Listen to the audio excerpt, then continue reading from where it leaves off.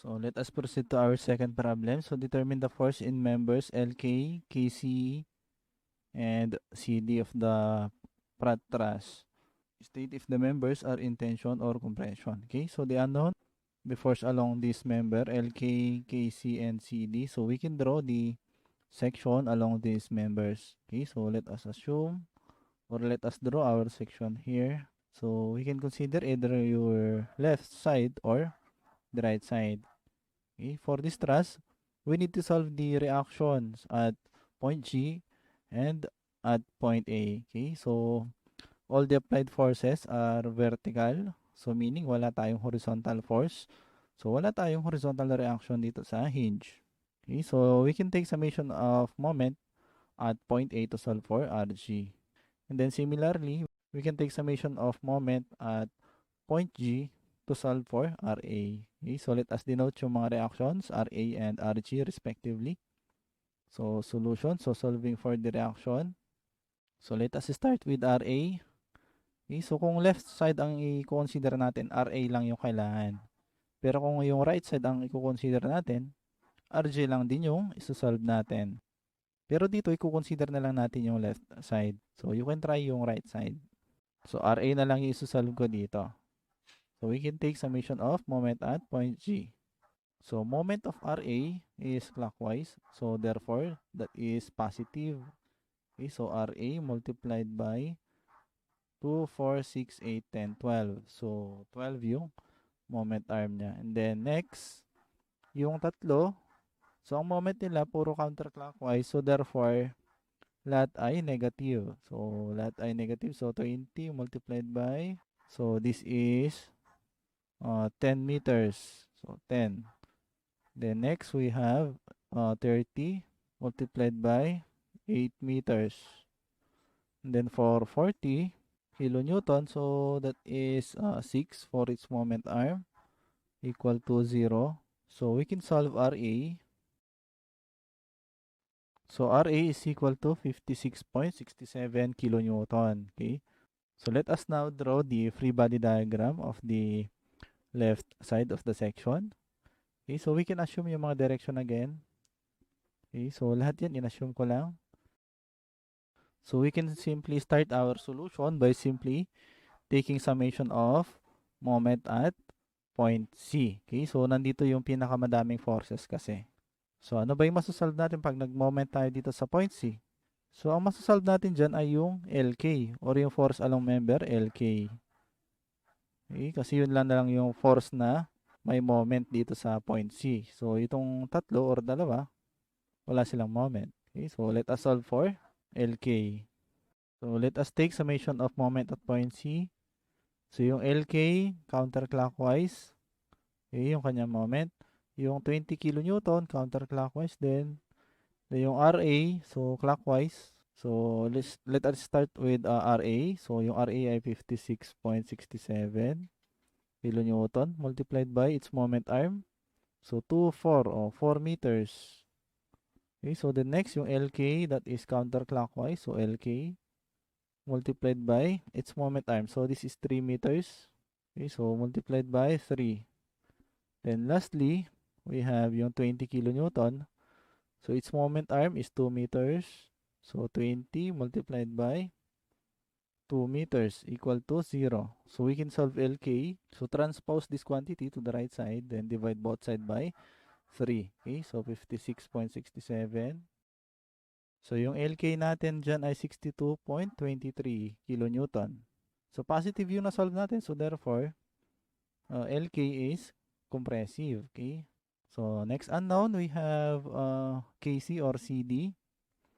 So to solve that, we can solve or we can simply take summation of forces vertical equal to 0 to solve for KC. Okay. Or we can take summation of moment at point A, point B. So maraming way kung paano solve yung KC. So gawin na lang natin siguro summation of forces vertical. So assuming upward forces positive. So upward forces, meron tayo yung RA na 56.67 kilonewton.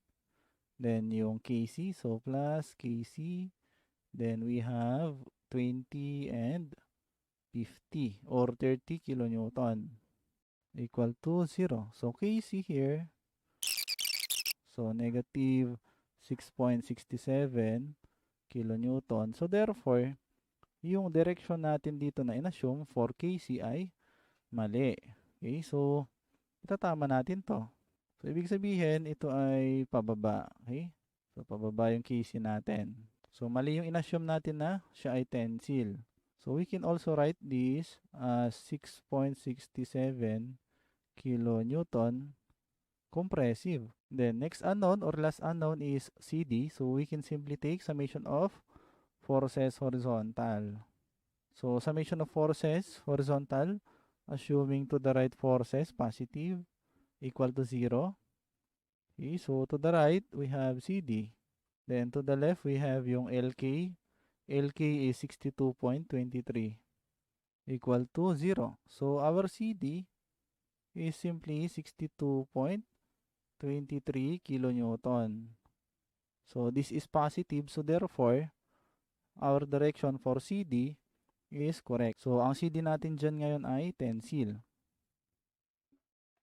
Okay, so for our next problem, determine the force in members DC, HI, and JI of the truss. State if the members are in tension or compression. Again, this is from the book of Hebeler. So if you'll take a look at our figure, may mga section na yung SS prime tsaka yung T prime. Okay, so bakit dalawa?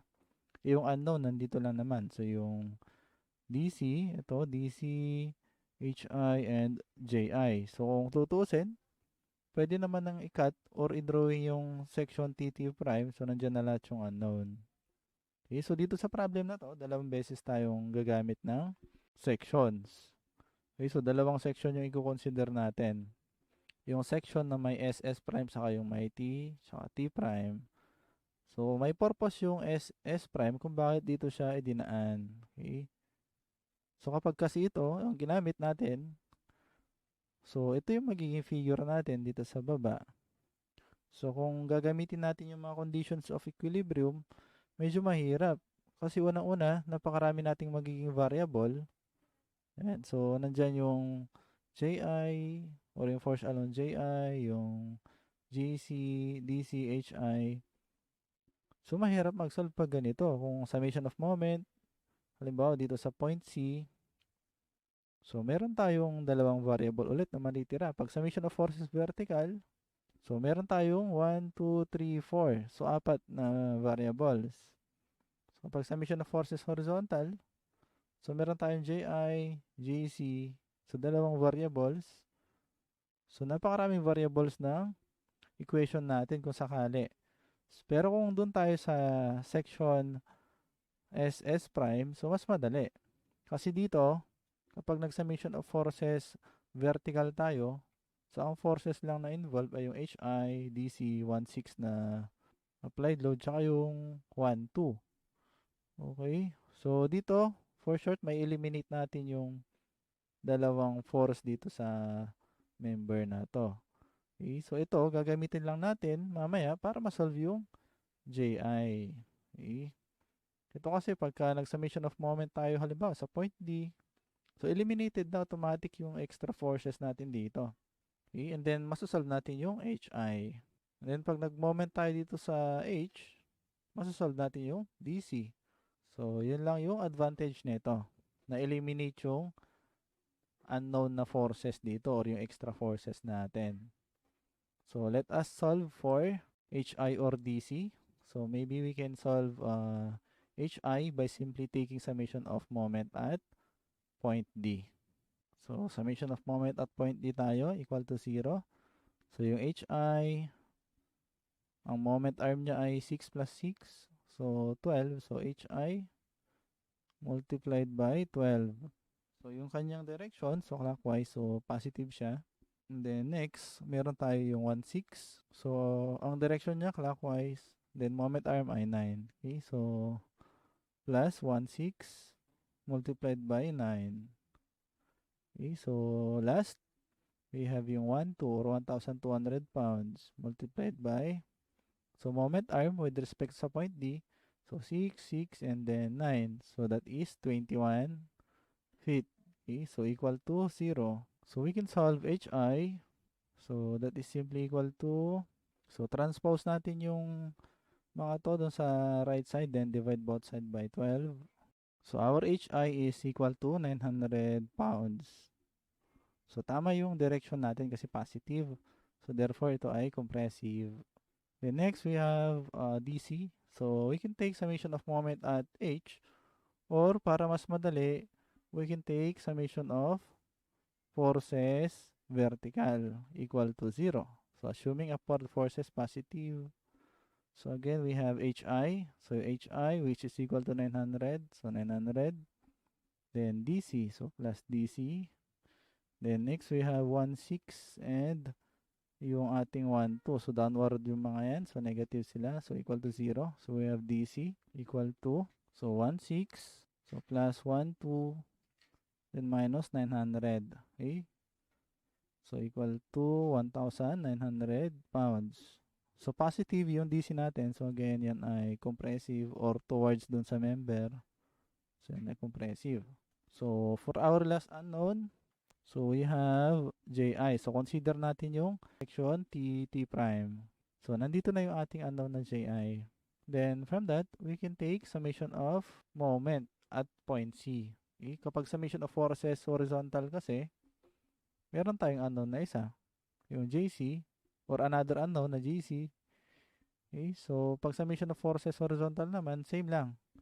Okay? So dalawa ulit yung variable natin.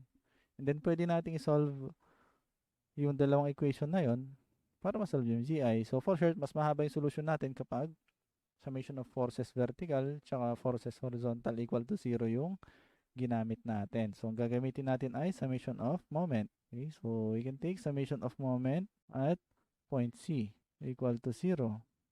So assuming clockwise positive.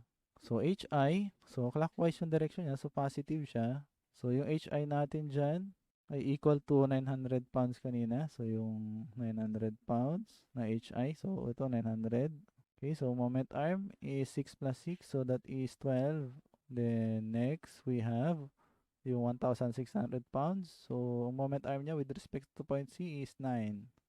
So again clockwise, so 1,6 multiplied by 9. Then lastly, so we have yung 1, 2. Moment arm niya, so 9 plus 6 plus 6, so that is 21. So ang direction niya ay counter, so 1,200 multiplied by 21. Then lastly, yung ating unknown na JI, so ang may moment sa kanya ay yung kanyang vertical component. Okay, so hindi natin kasi masasolve agad-agad yung kanyang moment arm.